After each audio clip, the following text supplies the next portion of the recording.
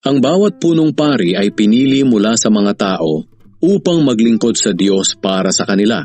Tungkulin niyang maghandog ng mga kaloob at iba pang mga handog para sa kapatawaran ng mga kasalanan.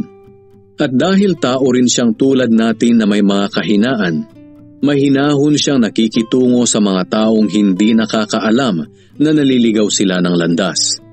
At dahil nagkakasala rin siya, kailangan niyang maghandog, hindi lang para sa kasalanan ng mga tao, kundi para rin sa sarili niyang mga kasalanan.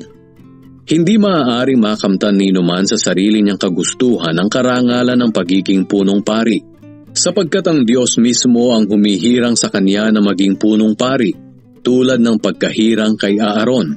Ganoon din naman, hindi si Kristo ang nagparangal sa sarili niya na maging punong pari, kundi ang Diyos.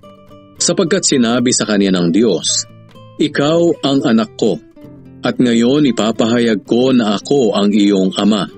At sinabi pa ng Diyos sa ibang bahagi ng kasulatan, "Ikaw ay pari magpakailanman, tulad ng pagkapari ni Melchizedek." Noong namumuhay pa si Jesus sa mundong ito, umiiyak siyang nananalangin at nagmamakaawa sa Diyos na makapagliligtas sa kaniya sa kamatayan. At dininig naman siya dahil lubos siyang naging masunurin. At kahit anak siya mismo ng Diyos, natutunan niya ang pagiging masunurin sa pamamagitan ng mga pagtitiis na dinanas niya.